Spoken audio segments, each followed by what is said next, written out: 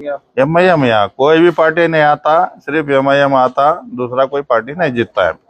कुछ MIM party कुछ ऐसा हिंदू मुस्लिम भेदभाव कुछ रखती है क्या? नहीं लगाती, जाते की काम बनाती। हम वोट डालते, हमारे वोट सिटी वाले वही सब कुछ डालते, वही हमारे कुछ से पचा से।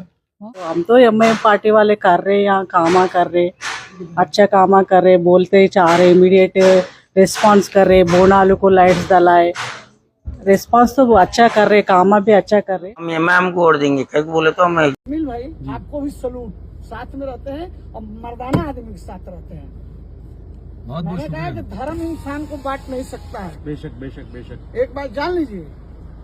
और मैं स्टूडेंट लीडर रहा हूँ, छात्र संघ का अध्यक्ष रहा हूँ, और जिस तरीके से ये गरीबों की आवाज बन करके उठाते हैं, चाहे पात्रा का बैंड बजाते हैं, स्वामी का बैंड बजाते हैं या सरकार का बैंड बजाते हैं, यही आदमी ऐसे हैं जो बिल का विरोध किए।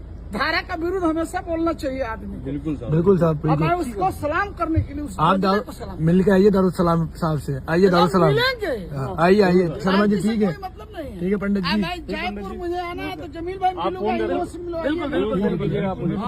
देखा आपने कि किस तरीके से एमआईएम का जो चर्चा है, एमआईएम का जो जलवा है अब लोगों के दरमियान पहुंच रहा है। आइए थोड़ा बात कर लेते हैं हम लोग राजस्थान के। राजस्थान के अंदर इसी साल चुनाव होगा और अब से ठीक एक महीने के बाद जो है सारी चीज़ें क्लियर हो जाएंगी। नवंबर दिसंबर के अंदर वहां पर चुनाव है। टोटल 200 विधानसभा सीट है राजस्थान के अंदर, और उन 200 में से जो भी 100 सीट पर जीत हासिल कर ले जाए, वो गठबंधन के साथ हो चाहे वो अकेले हो, सरकार उस पार्टी की बन जाएगी। अभी फिलहाल वहां पर कांग्रेस का सरकार है, लेकिन राजस्थान एक ऐसा राज्य है जहां पर कांग्रेस और बीजेपी ये दोनों जो है एक दूसरे के साथ मिलकर जो है सरकार चलाते आ रहे हैं। कभी राजस्थान के अंदर बीजेपी की सरकार आ जाती है और कभी कांग्रेस की आ जाती है, कभी बीजेपी कांग्रेस अल्टरनेट लोग जो है मिलकर आपस में सरकार चलाते आ रहे हैं। लेकिन अब ऐसा नहीं होने वाला है, क्योंकि अब बहुत सारी पार्टियां वहां पर पहुंच रही है। अब एएमएम पार्टी भी पहुंच रही है। पहले भी घोषणा कर दिया एमआईएम ने कि हम चुनाव लड़ने जा रहे हैं, और कितने सीटों पर चुनाव लड़ने जा रहे हैं, 30 से 40 सीट पर,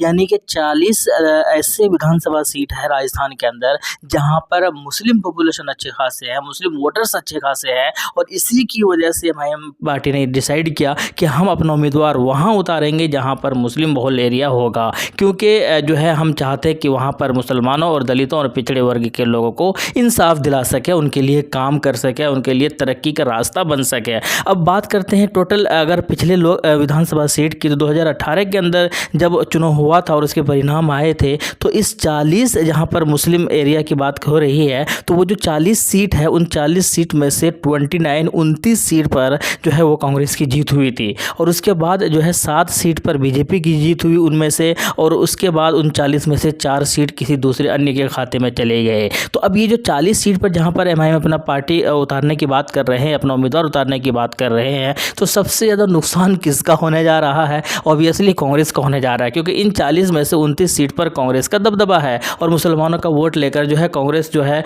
यहाँ पर सरकार बनाने में अहम किरदार निभा रही है, और सरकार बना भी रही है, सरकार चला भी रही है। और अब एएमएम पार्टी यहाँ आ जाएगी और इन 40 सीटों पर अपना उम्मीदवार उतारेगी, तो भाई नुकसान तो कांग्रेस का होगा। लेकिन एमआईएम का ये कहना है कि नुकसान और फ़ायदे के लिए हम अपना उम्मीदवार नहीं उतार रहे हैं, हम किसी को हराने या जिताने के लिए अपना उम्मीदवार नहीं उतार रहे हैं, हम खुद जीतने के लिए मैदान के अंदर उतर रहे हैं। और अभी तक इन 40 में से एक सीट पर जो है अपना उम्मीदवार उतार चुकी है एमआईएम पार्टी, वो हवा महल से खुद जमील साहब को जो है वो पहले ही एमआईएम पार्टी के सदर जो असदुद्दीन ओवैसी है उन्होंने घोषणा कर दिया है। वो 40 सीट में से कौन कौन सी सीटें होंगी? टोंक के जहाँ पर बहुत अच्छे खासे मुसलमानों की आबादी है, और जिसका बीजेपी की तरफ से जिसको प्रभारी बनाया है यहाँ से, वो वही भाई साहब है जो बीजेपी संसद के अंदर जो है वो दानिश अली मुस्लिम संसद को खूब गालियाँ जिन्होंने दिया था। और उसके बाद कामा विधानसभा है, तिजारा विधानसभा है, सीकर विधानसभा है, हवा महल है, किशनपोल विधानसभा है, कोटा उत्तर है, सवाई माधोपुर है। ये वो सारी सीटें हैं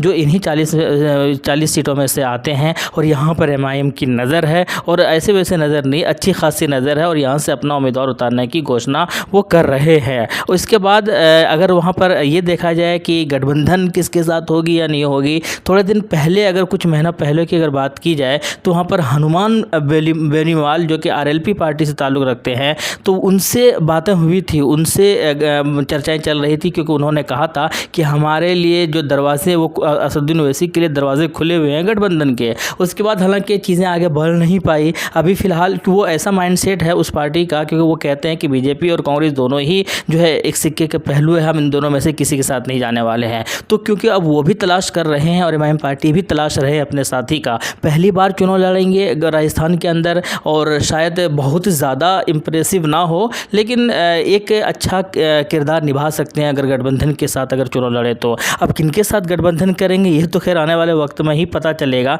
लेकिन असदुद्दीन ओवैसी का ये कहना है कि हम वहाँ चुनाव लड़ेंगे और पूरी शिद्दत के साथ लड़ेंगे, पूरी ताकत के साथ लड़ेंगे, पूरी एनर्जी के साथ लड़ेंगे, जैसे हम हर जगह पर चुनाव लड़ते हुए आए हैं। याद रहे कि इस साल 2023 के आखिर तक नवंबर दिसंबर के अंदर जो है 3 राज्यों पर जहाँ पर एमआईएम की नज़र है, एमआईएम चुनाव लड़ेगी। उनमें से पहला तेलंगाना है, जो कि तेलंगाना के अंदर सीटें बढ़ाकर बातें हो रही है कि हम ज़्यादा सीटों पर अपना उम्मीदवार उतारेंगे, और इस 7 सीट जो अभी उनके हिस्से में पिछले कई विधानसभा से जीतते हुए आ रहे हैं उनको बढ़ाने की बातें भी हो रही है। इसके बाद मध्य प्रदेश के अंदर चुनाव है, इसी साल 7 के अंदर होगा, वहाँ पर एमआईएम पार्टी अपना उम्मीदवार उतारने की घोषणा कर चुके हैं और वहाँ पर इनके छोटे लेवल पर जीते हुए भी उम्मीदवार है। और तीसरा राजस्थान है, राजस्थान के अंदर भी चुनाव होगा और वहाँ पर भी अपना उम्मीदवार उतारेंगे। अब देखना यह है कि इन तीनों राज्यों के अंदर, हालांकि तेलंगाना के अंदर तो स्टेबलाइज्ड पहले से है और वहाँ पर बेहतर करने की उम्मीद है, वहाँ पर जीतेंगे ही जीतेंगे, ये तो कंफर्म है, लेकिन इन दोनों राज्यों में से क्या खाता खोल पाएंगे या नहीं खोल पाएंगे ये तो आने वाला वक्त में ही पता चलेगा। लेकिन इनकी पॉपुलैरिटी बढ़ रही है, ना सिर्फ हैदराबाद के अंदर और ना सिर्फ बिहार के अंदर और महाराष्ट्र के अंदर इन्होंने कामयाबी हासिल किया, अब जो है दूसरे राज्यों में छोटे लेवल पर भी जीत कर बड़े लेवल की ओर बढ़ रहे हैं। चाहे वो उत्तर प्रदेश के निकाय चुनाव की बात की जाए, चाहे वो गुजरात के निकाय चुनाव की बात की जाए, चाहे वो कर्नाटका के निकाय चुनाव की बात की जाए, तो अब ये धीरे धीरे अपना पैर पसार रहे हैं। हालांकि शायद अभी इतनी जल्दी शायद उनको बहुत बड़ी कामयाबी ना भी मिले, लेकिन आने वाले वक्त में ये पार्टी का जो कद है डेफिनेटली बढ़ेगा और पूरे भारत के अंदर भी फैलेगा। आपकी क्या राय है कमेंट बॉक्स में बताइएगा ज़रूर। मिलते हैं नेक्स्ट वीडियो में। थैंक यू, जय हिंद, लव यू।